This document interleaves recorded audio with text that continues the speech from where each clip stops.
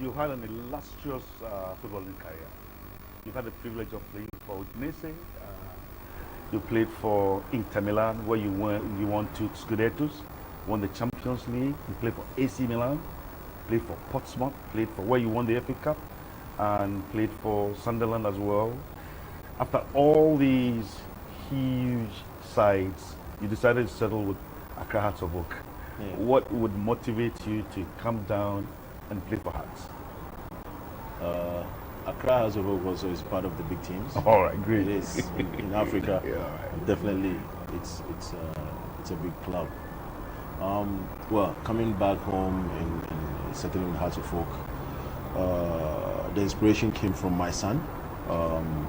Even though I had a good relationship with Hearts of Oak, with the owner. Tugba Fede?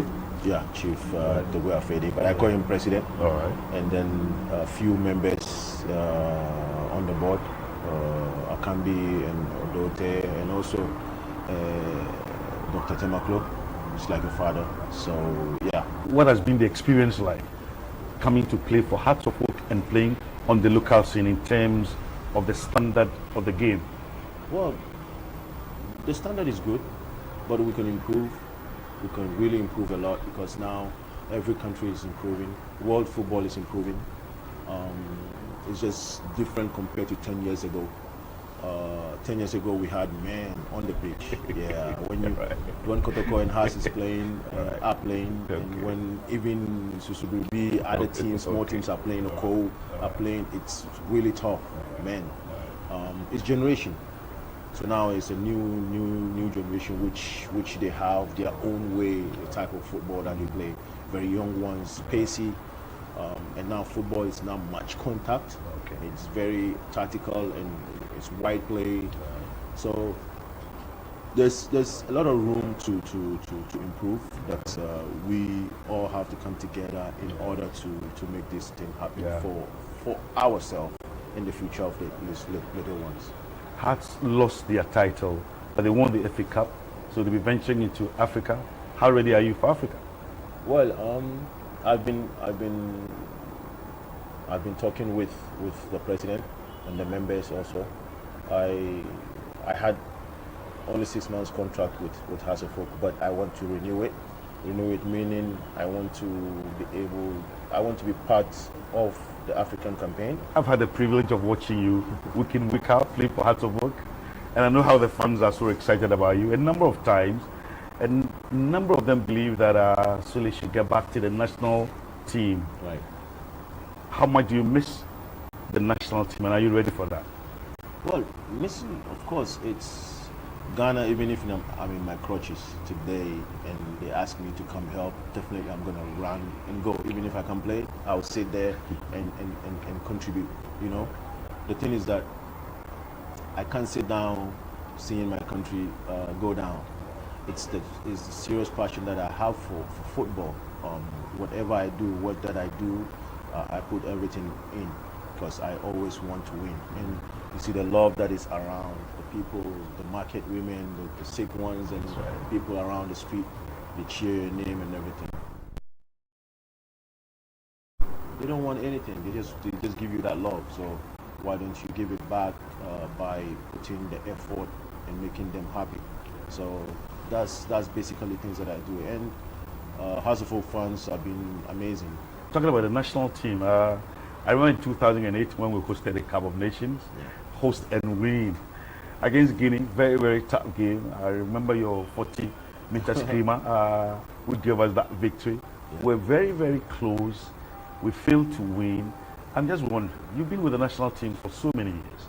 What is it about the national team that over the years we have struggled to win the Africa Cup of Nations? The last time we won, many of the fans right now were not even born. Right. Yeah. True. We came close. That was when we played Cameroon here. Yeah. That was the semi-finals. But then we went to the finals in Angola. That's right. That I wasn't part of it. Yeah. But I was cheering. And lost narrowly to Egypt. Yeah. So We also lost on penalties in the final to Cote d'Ivoire. yes. And then we went, I think 2012, we were in the semi-finals with Zambia, right. which they won the trophy. That's right. So I think we're unlucky in certain part, but then hard work comes with luck. There's no way that you will sit in your room and then you're waiting for luck to come. It won't. All right. You need to work really hard. So I think soon we will, which the next African Cup of Nations, if everything is put in the right place, definitely Ghana can definitely make it. Now, by the World Cup, I mean 2006, you were privileged to be part of that team. After the preliminaries, when we played against Brazil, they won by 3 goals to 0. But even in terms of possession, Ghana were ahead Brazil. Right. Was it a case that because it was your maiden appearance and getting to the second round, all of you were just satisfied just getting to the second round? Well, it was the excitement, I think. Being the first time in the World Cup, when we started the campaign, we lost the confidence from our people here. Yeah. It wasn't there Okay. in the beginning, right? All right. So I remember when that was our first campaign, we played Burkina Faso at their home. We lost 1-0.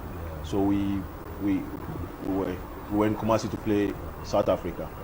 And when the bus were about to go in, that was the first training. You know, at that time, Black Stars was just really down. So they started throwing like stones, and you know, because there's not any hope. So we went in, we trained the following day, we played them, we won by 3 goals. I remember, I think I scored first goal. Okay. So you were even commenting. So I could hear your voice because I watched YouTube, and that was old days ago. Okay. Yeah, olden days.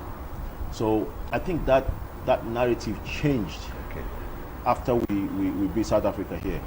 So at that time, South Africa was top in Africa. That's right. So when we beat them here, we got that confident that we can do it. So from that day, the whole Ghana started cheering, getting hope from us that, oh, at least in Grofo, meet my big kakra, you know, yeah, more chance kakra. So after the game, we came out with the bars. It was just amazing, the whole country. So we got so much confidence in ourselves, and then that's where we started building that team, that formidable Black Stars, and then the journey started from that side. So getting to Brazil game, of course, we lost against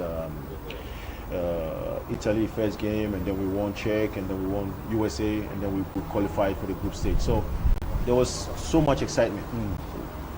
Me at that time, I think I was 23 or 24. So I was excited. All right.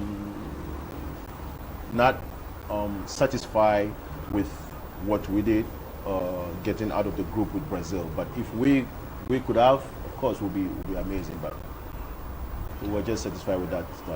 And then in 2010 in South Africa, we got very close to the semi-final. Yeah. And then in 2014, a lot of drama. Yes. How far do you think Ghana can go in the World Cup as we get ready for Qatar? I think far. I'm praying that we go far, because when your colleague or the person in front of you is doing something, you need to cheer, you need to push. Even though if you have some bitterness about certain things, you just let it go, because life has to go on, right? So I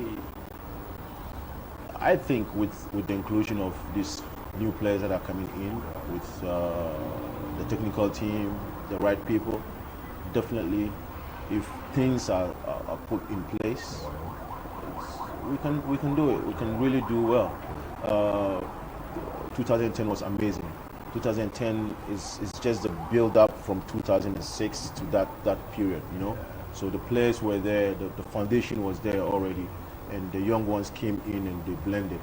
And for me, all the time when I talk about Black Stars from that period, for me it's just the defense. The defense and the midfield, but meaning the defense meaning from Olele. Okay. For me, if I'm playing and ball goes behind me, I don't even look. But you know, Olele is there. Yeah, because Sulley is there. And John Mensah is in the middle. John Mensah is there. But when there's a shoot like hit, I just turn around because I know that's the confidence I have in that guy. For me, he was everything for us. He was like 50% of our team. But I pray that this World Cup that is going to be held in Qatar will be really good for Ghana. Because we have super great players that can make difference. Yeah. You know, talking about the players who are coming to the team, suddenly Naki Williams has switched nationality. You have the likes of Sulley getting ready, and then Tariq Lamptey is also switched nationality. Salisu. You said Sulley. Sulley is me. Salisu is you. So maybe I'm gonna get ready. You're getting ready. Yeah. So quite a number of these Young players ones, who have Ghanaian ancestry Right. have joined the team.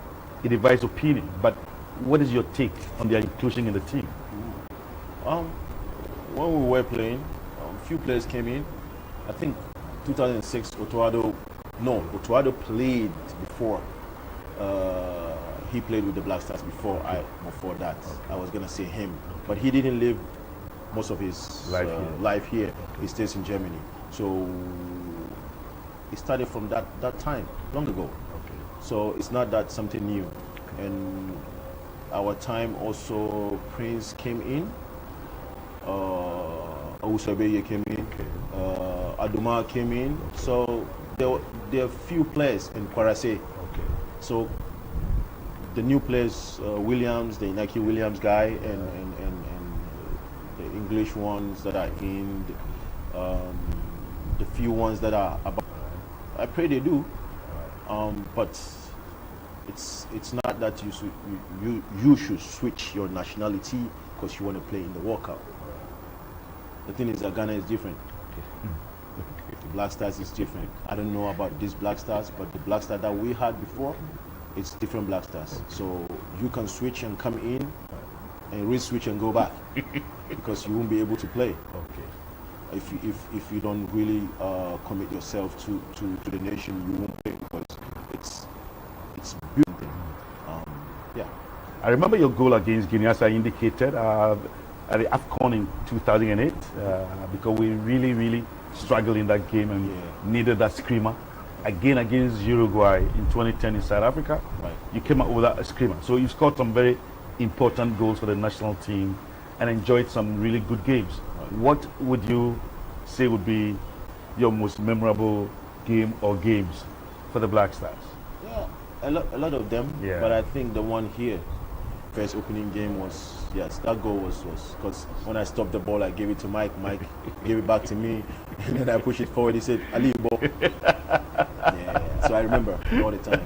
So when the ball came from up, I headed it to him. He stopped it and he pushed it to me, and then he said, "Ali, ball." So I just pulled it up again, and then I headed it, and then it went in. You had a wonderful relationship with Mike Lessian, who was your roommate. How special was that relationship? It was amazing. Yeah. It's just the strength of the team. Okay. You know, you might not get along with someone, but when we go on the pitch, it's just different. Okay. And the thing is that at that time, we don't talk about each other in a bad way. No. John Mensah doesn't even talk. Okay. John Pentel, he's the one that bounces everywhere, and